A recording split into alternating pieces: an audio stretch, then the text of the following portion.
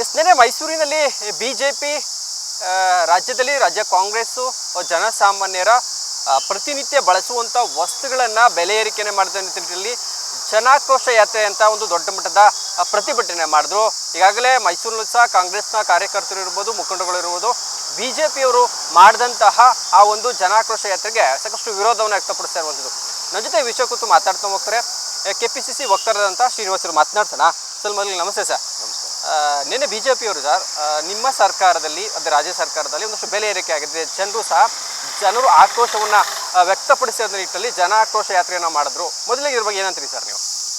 ನೋಡಿ, ಯಾವುದೇ ಸರ್ಕಾರ ಬಂದರೂ ಸಮಾಜದಲ್ಲಿ ಜನಗಳಿಗೆ ಒಂದು ಒಳ್ಳೆ ಅಭಿವೃದ್ಧಿ ಕೆಲಸ ಮಾಡಬೇಕಾದ್ರೆ ಪ್ರಮುಖವಾಗಿ ಹಣಕಾಸಿನ ಸಂಗ್ರಹಣೆ ಬಹಳ ಮುಖ್ಯವಾಗಿರ್ತದೆ. ಈಗ ನೀವು 5 ವರ್ಷ 10 ವರ್ಷ ಹಿಂದಿದ್ದಂಥ ಪೆಟ್ರೋಲ್ ರೇಟ್ ಇರ್ಬೋದು, ಗ್ಯಾಸ್ ಬೆಲೆ ಇರ್ಬೋದು, ಬೇರೆ ಆಹಾರ ಪದಾರ್ಥ ಇರ್ಬೋದು, ಅದು ಎಂದಿನಂತೆ ಸಹಜ. ಪ್ರತಿ ವರ್ಷ ಈಗ ಕೇಂದ್ರ ಸರ್ಕಾರ ಎಷ್ಟು ಬೆಲೆ ಏರಿಸ್ತೋ, ಎಷ್ಟು 50 ರೂಪಾಯಿ ಇದ್ದಂಥ ಪೆಟ್ರೋಲ್ನ ತೊಗೊಂಡೋಗಿ ಏಕಾಕಿ 90 ರೂಪಾಯಿ ಮಾಡಿತು, 400 ರೂಪಾಯಿ ಇದ್ದಂಥ ಸಿಲಿಂಡ್ರನ್ನ ಏಕಾಕಿ ತೊಗೊಂಡೋಗಿ 800 ರೂಪಾಯಿ ಮಾಡಿತು. ಸೊ ಇದನ್ನು ಜನಗಳು ಅರ್ಥ ಮಾಡ್ಕೊಂಡಿದ್ದಾರೆ. ಇದು ಬಿ ಜೆ ಪಿಯವರು, ನಾನು ಹೇಳ್ತೀನಿ ಯಾರಿಗೆ, ಮಾನ್ಯ ವಿರೋಧ ಪಕ್ಷ ನಾಯಕರಾದ ಅಶೋಕ್ರವ್ರಿಗೆ ಮತ್ತು ವಿಜೇಂದ್ರ ಅವ್ರಿಗೆ ಹೇಳ್ತೀನಿ, ನೀವು ಫಸ್ಟು ಕೇಂದ್ರ ಸರ್ಕಾರ ಮಾಡಿದಂಥ ಬೆಲೆಗಳನ್ನ ತೆಗೆದು ನೋಡಿ. ಇದೇನು ಜನ ಏನು ದಡ್ರಲ್ಲ, ಕರ್ನಾಟಕ ಜನ ಏನು ದಡ್ರಲ್ಲ. ನೀವು ಆಮೇಲೆ ಅಂಕಿಅಂಶ ಇಟ್ಕೊಂಡು ನೀವು ಹೋರಾಟ ಮಾಡಿ. ನಿಮಗೀಗ ಸರ್ಕಾರ ಏನಾಗಿದೆ, ಚೆನ್ನಾಗಿ ಆಡಳಿತ ಕೊಡ್ತಾ ಇದೆ, ಪಂಚ ಗ್ಯಾರಂಟಿ ಕೊಡ್ತಾ ಇದೆ. ಪ್ರತಿ ವರ್ಷ ಸನ್ಮಾನ್ಯ ಮುಖ್ಯಮಂತ್ರಿ ಸಿದ್ದರಾಮಯ್ಯ ಸಾಹೇಬರು ಮತ್ತು ಉಪಮುಖ್ಯಮಂತ್ರಿ ಆದಂಥ ಡಿ ಕೆ ಶಿವಕುಮಾರ್ ಸಾಹೇಬರು ಒಳ್ಳೆ ಆಡಳಿತ ಕೊಡ್ತಾ ಇರೋದನ್ನ ನೀವು ಸಹಿಸೋಕ್ಕಾಗದಂತೆ 50-90 ಸಾವಿರ ಕೋಟಿ, ಇದನ್ನು ಸಾಮಾನ್ಯ ಅಲ್ಲ. ಇದನ್ನೆಲ್ಲ ಯಾರು ಕೊಡ್ತಾ ಇದ್ದೀವಿ ನಾವು? ಬಡ ಜನಗಳಿಗೆ, ದಿನನಿತ್ಯ ಕೂಲಿ ಮಾಡೋರಿಗೆ ಬಸ್ ವ್ಯವಸ್ಥೆ ಇರ್ಬೋದು, ಅವ್ರಿಗೆ ಒಂದು ಮಕ್ಕಳುಗಳಿಗೆ ಶಾಲೆಯ ವ್ಯವಸ್ಥೆ ಇರ್ಬೋದು, ಸಾರಿಗೆ ವ್ಯವಸ್ಥೆ ಇರ್ಬೋದು, ಪ್ರತಿಯೊಂದು. ಈಗ ಮೊನ್ನೆ ಒಂದು ಟಿ ವಿಲೇ ಬಂತು, ಟಿ ವಿ ನೈನಲ್ಲಿ ಏನಂತ, ಒಬ್ಬಟ್ಟ ಮಾಡ್ಕೊಂಡು ಗುಲ್ಬರ್ಗದೊಂದು ಮಹಿಳೆ, ಬೆಳಗಾವಿ ಒಂದು ಮಹಿಳೆ ಬೆಂಗಳೂರಿಗೆ ಮಾರಾಟ ಮಾಡಿ ಫ್ರೀ ಬಸ್ಸಲ್ಲಿ ದಿನ ಅವಳು 1,000 ಸಂಪಾದನೆ ಮಾಡ್ತಾ ಇದ್ದಾಳೆ. ಸೊ ಈ ಥರದ ಉದಾಹರಣೆಗಳು ನೂರಾರವೆ ನಮ್ಮ ಕರ್ನಾಟಕದಲ್ಲಿ. ನಾವು ಈಗ ಬಂದು ಎಕ್ಸಾಂಪಲ್ ಅಷ್ಟೇ. ಇದನ್ನು ಇವ್ರಿಗೆ ತಡ್ಕೊಳಕ್ಕಾಗ್ತಾಯಿಲ್ಲ. ನಿಮ್ಮ ದುರಾಡಳಿತ ನೋಡಿ. ನೀವು ಆ ಕೋವಿಡಲ್ಲಿ ಸತ್ತಂಥ ಹೆಣಗಳ ಮೇಲೆ ನೀವು ದುಡ್ಡು ಮಾಡಿದಂಥ ಸರ್ಕಾರ ನಿಮ್ಮದು. ನಿಮ್ಮನ್ನು ನಾವು ಹೇಳ್ಕೊಬೇಕೇನ್ರಿ? ಚಲವಾದಿ ನಾರಾಯಣಸ್ವಾಮಿ ಹೇಳಕ್ಕೆ ಬರ್ತೀನಿ, ಪಾಪ ಅವರು ನಮ್ಮ ಪಾರ್ಟಿಲಿ ಇದ್ದವರು, ನಮ್ಮ ಪಾರ್ಟಿ ಹೋರಾಟ ಎಲ್ಲ ತಿಳ್ಕೊಂಡು ಅದನ್ನ ಅಲ್ಲಿ ಕಾಪಿ ಮಾಡ್ತಾಯಿದ್ದಾರೆ ಅಷ್ಟೇ. ಚಲವಾದಿ ನಾರಾಯಣಸ್ವಾಮಿ ಅವರು ಮೂಲತಃ ಕಾಂಗ್ರೆಸ್ ಅವರು. ಅವ್ರು ಎಲ್ಲೇ ಇದ್ರು ನಾವು ಕಾಂಗ್ರೆಸ್ ಏನು ಹೋರಾಟ ಮಾಡ್ತೀವಿ ಅದನ್ನ ಅಲ್ಲಿ ಈಗ ಮಾಡಿ ತೋರಿಸ್ತಾ ಇದ್ದಾರೆ. ಪಾಪ ಮಾಡಲಿ, ಅವ್ರಿಗೆ ಸ್ಪಿರಿಟ್ ಇದೆ, ಒಳ್ಳೆ ಬಿ ಜೆ ಪಿಲಿ ಅವ್ರಿಗೆ ಈಗ ಒಳ್ಳೆ ಹೊಸ ಮುಖ ಕಾಣ್ತಾ ಇದೆ. ಹೋರಾಟ ಮಾಡಲಿ ಪಾಪ, ಹೋರಾಟ ಮಾಡೋದು ಅವ್ರ ಹಕ್ಕು. ನಾವು ಬೇಡ ಅಂತ ನಾವು ಹೇಳಲ್ಲ. ಆದರೆ ನೀವು ಬಿ ಜೆ ಪಿಯವರು ಕೇಂದ್ರ ಸರ್ಕಾರ ಏನು ಆಡಿದೆ ಅಲ್ಲರಿ, ನಾವು ಕೊಟ್ಟಂಥ ತೆರಿಗೆಗೆ ನೀವು ಕೊಡ್ತಾರ ನಮಗೆ. ಅಲ್ಲಿ ಯು ಪಿ ಕೊಡ್ತೀರಿ, ಬಿಹಾರ ಕೊಡ್ತೀರಿ. ನಾವು ಕಟ್ಟೋದು ಕರ್ನಾಟಕದಲ್ಲಿ ಸೆಕೆಂಡ್ರು ಇಡೀ ದೇಶದಲ್ಲೇ.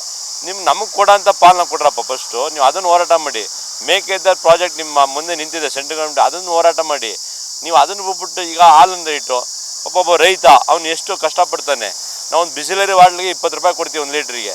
ಒಬ್ಬ ರೈತ ಬೆಳಗ್ಗೆ ಅವ್ನು ಹಸು ಸಾಕಣೆ ನೀವು ಮಾಡಿದ್ದಾರೆ ಎಂದಾರು ಬಿ ಜೆ ಪಿಯವರು? ನೀವೆಲ್ಲರೂ ಹೋಗಿ ಏನಾರು ಒಂದು ರೈತನ ಪರ ಹೋಗಿ ನೀವು ಹೋರಾಟ ಮಾಡಿದ್ದೀರಾ? ರೈತನ ಕಷ್ಟ ಕೇಳಿದ್ದೀರಾ? ಅವ್ನು ಹುಲ್ಲು ತರಬೇಕು, ಹುಲ್ಲು ತಂದು ಹಸು ಸಾಕಬೇಕು, ಹಸುಗೆ ಮೇವು ಹಾಕ್ರೆ ಹಾಲು ಕೊಡ್ದು ಹಾಲು ಅದು ಕರೀಲಿ. 1 ಲೀಟ್ರ್ ಹಾಲನ್ನ ಅಶೋಕ್ ಅವರು ವಿಜೇಂದ್ರ ಕರೆದಿದ್ದಾರೆ ಎಲ್ಲರೂ. ಅವ್ರ ಜೀವನದಲ್ಲಿ ರೈತಾಪಿ ಜನ ಅಂತಲ್ಲ, ಅವ್ರ ಮನೆ ಹಸು ಕಟ್ಕೊಂಡಿದ್ದಾರಾ? ಅದನ್ನು ಯೋಚನೆ ಮಾಡಿ. ನೀವು ಸುಮ್ಮನೆ ಜನಗಳನ್ನ ಮರಳು ಮಾಡೋಕ್ಕೆ ಈಗ ಏನಾಗಿದೆ, ನಿಮಗೆ ಏನೂ ಕೆಲಸ ಇಲ್ಲ. ನಿಮ್ಮ ಬಿ ಜೆ ಪಿಲಿ ಈಗ ನಿಮ್ಮನ್ನು ಯಾರು ಮೂಸು ನೋಡ್ತಾ ಇಲ್ಲ ಜನ.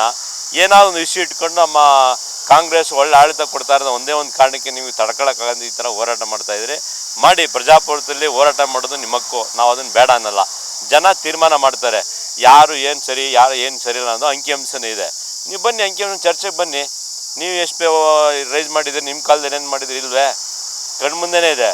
ನೀವು ಸುಮ್ಮನೆ ಇದನ್ನೆಲ್ಲ ಜನ ಒಪ್ಪಲ್ಲ. ನಾವು ಏನೇ ತೆರಿಗೆ ಹಾಕಿದ್ರೂ ಅದು ಜನಗಳಿಗೆ ಕೊಡ್ತಾಯಿದ್ವಿ. ನಾವೇನು ಮನೆಗೆ ತಗೊಂಡು ಹೋಗ್ತಾ ಇಲ್ಲ ಪೂರ್ತಿ. ಎಲ್ಲನೂ ಈಗ ರೈತರು ಕೊಡ್ತಾಯಿದ್ವಿ. 4 ರೂಪಾಯಿ ರೈತರಿಗೆ ಬೇಡವಾ? ಕಷ್ಟಪಡ ರೈತರಿಗೆ.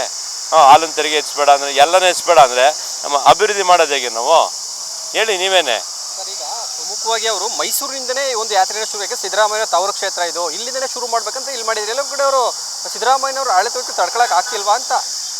ನೋಡಿ, ಸಿದ್ದರಾಮಯ್ಯ ಸಾಹೇಬರು ಮೊದಲಿಂದನೂ ಕೋಮುವಾದಿ ಪಕ್ಷದ ಬಗ್ಗೆ ಅವ್ರಿಗೆ ಇಲ್ಲಿಂದನೂ ಅವ್ರ ಸಿದ್ಧಾಂತನೇ ಅದು. ಅವ್ರು ಯಾವತ್ತೂ ಕೋಮುವಾದಿ ವಿರುದ್ಧನೇ ಓಡಾಡೋಂಥದ್ದು. ಅವರೆಲ್ಲ ಬಂದಿರೋದು ಬಡ ಜನರು, ಸಾಮಾನ್ಯ ಜನಗಳ ಜೊತೆ ಐಯಿಂದ ಹೀಗೆ ಎಲ್ಲ ಜನಗಳನ್ನ ಯಾರು ತುಳಿತಕ್ಕೊಳಗಾಗರೆ ಅಂಥ ಜನಗಳ ಜೊತೆ ಬೆಳೆದಿರೋಂಥ ಯಾರು ನಾಯಕ ಇದ್ರೆ ಜನನಾಯಕ ಅದು ಸನ್ಮಾನ್ಯ ಸಿದ್ದರಾಮಯ್ಯ ಸಾಹೇಬರು. ಸೊ ಸೊ ಹಾಗಾಗಿ ಅವ್ರು ಯಾವತ್ತೂ ಬಿ ಜೆ ಪಿನ ನಂಬೋದಿಲ್ಲ, ಇವತ್ತಿಗೂ ಅಷ್ಟೇ, ಮುಂದೆನೂ ಅಷ್ಟೇ. ಅವ್ರು ಹೋರಾಟ ಮಾಡಿರೋದೇ ಬಿ ಜೆ ಪಿ ವಿರುದ್ಧ. ಕೋಮುವಾದಿ ಪರ ಅವ್ರು ಯಾವತ್ತೂ ಇಲ್ಲ. ಅವರಿರೋದು ಜನಸಾಮಾನ್ಯರು. ಈಗ ಮುಸ್ಲಿಮ್ಸ್ಗೆ 4% ಕೊಟ್ಟರು ಅಂತಾರೆ, ಏನು ತಪ್ಪೇನಿದೆ? ಈಗ ಶ್ರೀರಂಗಪಟ್ಟಣದಲ್ಲಿ ಟಿಪ್ಪು ಸುಲ್ತಾನ್ ಆಡಳಿತ ಮಾಡ್ದಪ್ಪ, ಅಲ್ಲೆಲ್ಲ ಹಿಂದೂಗಳಿಗೆ ಜಾಗ ಕೊಡಲಿಲ್ವ ಅವನು? ಗದ್ದೆ ಕೊಟ್ಟಿಲ್ವೇ? ಎಲ್ಲಿ ನೀವು ಮುಸಲ್ಮಾನರು ನಮ್ಗೆ ವಿರೋಧ ಮಾಡಿದರೆ? ಈ ರಾಷ್ಟ್ರದಲ್ಲಿ ಅಬ್ದುಲ್ ಕಲಾಂ ಅನ್ನೋರು ರಾಷ್ಟ್ರಪತಿ ಮಾಡಿಲ್ವೇ? ಕೇಳಿ. ಈಗ ಖುರ್ಷಿದ್ ಅಲ್ಮಾನ್ ಖಾನ್ ಅಂತ ನಮ್ಮ ರಾಜ್ಯಪಾಲರು ಕರ್ನಾಟಕದಲ್ಲಪ್ಪ, ಏನು ಅವರೆಲ್ಲ ಏನು ಮಾಡಿಬಿಟ್ರು? ಯಾವನೊಬ್ಬ ಮಾಡ್ದ ಅಂದರೆ ಹಿಂದೂಗಳಲ್ಲಿಲ್ವ ಮಾಡೋರು? ದೇಶದ್ರೋಹಿಗಳು ಹಿಂದೂಗಳಲ್ಲಿಲ್ವಾ? ಎಲ್ಲ ಇಲ್ಲ. ಅದನ್ನು ಯಾಕೆ ನೀವು ಒಂದು ಜಾತಿನೇ ಕೋಮೋದ ಅಂತ ನೀವು ಬಿಂಬಿಸ್ತೀರಿ? ನಾನು ಹೇಳೋದು ಬಿ ಜೆ ಪಿಯವರಿಗೆ, ನೀವು ಮೊದಲು ಜನಗಳ ಕಷ್ಟ ಸುಖದ ಬಗ್ಗೆ ಫಸ್ಟ್ ಹೋರಾಟ ಮಾಡಿ, ಆ ನಂತರ ನೀವು ಬೇರೆ ಬಗ್ಗೆ ಮಾತಾಡಿ. ಫಸ್ಟು ನಿಮ್ಮಲ್ಲಿರೋಂಥ ನಿಮಗೆ ಕೌಂಟ್ರ್ ಕೊಡೋಕ್ಕೆ ನಾವೇನು ಬೇಡ. ನಿಮ್ಮ ಪಕ್ಷದ ಬಸವರಾಜ್ ಯತ್ನಾಳ್ ಅಂತ ಹಿರಿಯ ಮಂತ್ರಿ ಆಗಿದ್ದವರು ಅವರೇ ಸಾಕು. ನಿಮ್ಮ ಬೇಳೆಕಾಳು ನಿಮ್ಮ ಬಂಡವಾಳ ಬಯಲು ಮಾಡೋಕ್ಕೆ ನಾವೇನು ಬೇಕಲ್ಲ. ನಿಮ್ಮ ಪಕ್ಷದವರೇ ನಿಮ್ಮನ್ನು ಬಂಡವಾಳ ಬಯಲು ಮಾಡ್ತಾವ್ರೆ. ನೀವೇ ಈಗ ಕತ್ಲಲ್ಲಿ ಬೆತ್ತಲೆ ಆಗಿದ್ದೀರಿ. ಇನ್ನೊಬ್ಬ ಪಕ್ಷದ ಬಗ್ಗೆ, ನಮ್ಮ ಪಕ್ಷದ ಬಗ್ಗೆ ನಿಮ್ಗೆ ಏನು ಮಾತಾಡೋ ರೈಟ್ಸ್ ಇದೆ?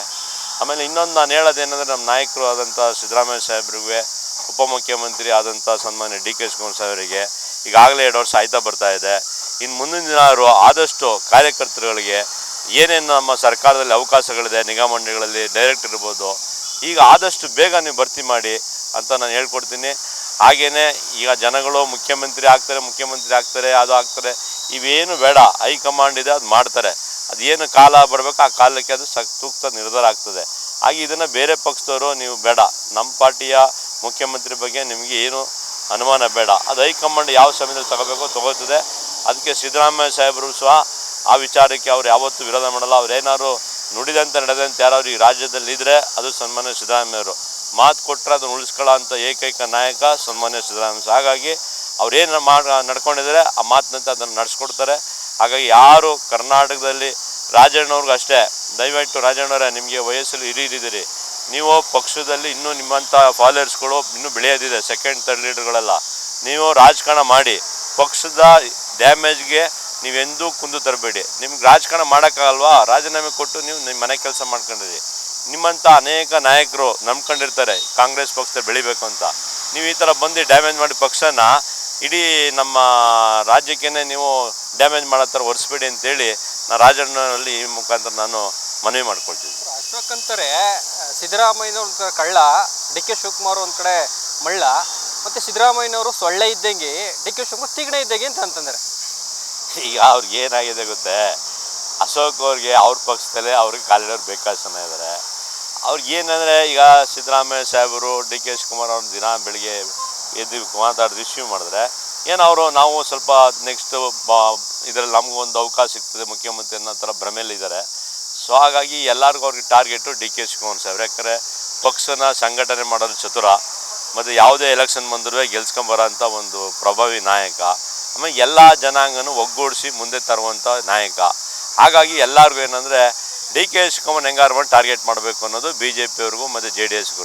ಈ ಕಡೆ ಕುಮಾರಣ್ಣ ಡೆಲ್ಲಿಯಿಂದ ಬಂದರೆ ಬೆಂಗಳೂರು ಫಸ್ಟ್ ಮಾಡೋದೇ ಡಿ ಕೆ ಸಾಹೇಬ್ರನ್ನ, ಈ ಕಡೆ ಬಿ ಜೆ ಪಿಯವರು ಸುಧಾ ಮಾಡೋದೇ ಇವ್ರನ್ನ ಡಿ ಕೆ ಶಿವಕುಮಾರ್ನ. ಆಗ ಅವ್ರಿಗೇನಾಗಿದೆ, ಡಿ ಕೆ ಶಿವಕುಮಾರ್ ಹೆಂಗಾರು ನಾವು ಕಟ್ಟಾಕ್ಬಿಟ್ರೆ ನಮ್ಗೆ ನೆಕ್ಸ್ಟ್ ಮುಂದಿನ ಚುನಾವಣೆ ನಮಗೆ ಸುಗಮ ಆಗೋದು ಅನ್ನೋದು ಒಂದು ಆಲೋಚನೆಯಿಂದ ಈ ಥರ ಮಾಡ್ತಾಯಿದ್ದಾರೆ. ಇದಕ್ಕೆ ನಮ್ಮ ಸರ್ಕಾರನೂ ಬಗ್ಗಲ್ಲ, ನಮ್ಮ ಕಾಂಗ್ರೆಸ್ ನಾಯಕರು ಸುಧಾ ಬಗ್ಗಲ್ಲ, ನಮ್ಮ ಕಾರ್ಯಕರ್ತರು ಸುಧಾ ನಾವು ಡಿ ಕೆ ಶಿವಕುಮಾರ್ ಸಾಹೇಬರು, ಸಿದ್ದರಾಮಯ್ಯ ಸಾಹೇಬ್ರೆ ಅವ್ರು ಇರೋ ತನಕ ಅವರು ಏನು ಒಂದು ಮಾರ್ಗದರ್ಶನ ಮಾಡ್ತಾರೆ ಅದನ್ನು ನಾವು ಕೇಳ್ಕೊಂಡು ಪಕ್ಷದಲ್ಲಿ ಅವ್ರು ಹೇಳ್ದಂಗೆ ನಾವು ಅವ್ರ ಜೊತೆ ಇರ್ತೀವಿ ಅಂತ ನಾವು ಈ ಮುಖಾಂತರ ಹೇಳೋಕ್ಕೆ ಇಷ್ಟಪಡ್ತೀವಿ. Thank you sir. ಇದಿಷ್ಟು ಶ್ರೀನಿವಾಸ್ ಅವರ ಮಾತಾಗಿರುವಂಥದ್ದು. ಎಲ್ಲೊಂದು ಕಡೆ ಬಿ ಜೆ ಪಿಯವರು ಮಾಡ್ತಿದ್ದಾರಲ್ಲ, ಇದು ಯಾವುದಕ್ಕೂ ಸಹ ಫಲವನ್ನು ಕೊಡೋದಿಲ್ಲ. ಕಾಂಗ್ರೆಸ್ಸು ರಾಜ್ಯದ ಸುಭದ್ರವಾಗಿದೆ, ಉತ್ತಮವಾದ ಆಡಳಿತವನ್ನು ಕೊಡ್ತಿದೆ, ಜನರ ಪರವಾಗಿದೆ. ಇದನ್ನು ತಡ್ಕೊಳ್ಳೋಕೆ ಆಗ್ದೇ ಬಿ ಜೆ ಪಿಯವರು ಈ ಥರ ಪಾದಯಾತ್ರೆಗಳನ್ನು ಮಾಡ್ತಿದ್ದಾರೆ, ಈ ಕಡೆ ಜನ ಆಕ್ರೋಶ ಯಾತ್ರೆಗಳನ್ನು ಮಾಡ್ತಿದ್ದಾರೆ. ಇದಕ್ಕೆ ಯಾವುದೇ ರೀತಿ ಕಾರಣಕ್ಕೂ ಸೊಪ್ಪನ್ನು ಹಾಕೋದಿಲ್ಲ ರಾಜ್ಯದ ಜನತೆ ಮಾತುಗಳನ್ನ ಹೇಳ್ತಾ ಇರುವಂಥದ್ದು. ಕ್ಯಾಮ್ರಾಮನ್ ಹಿತೇಶ್ ಜೊತೆ ಬೇರೆಗೌಡ, ನನ್ನವರ ನ್ಯೂಸ್, ಮೈಸೂರು.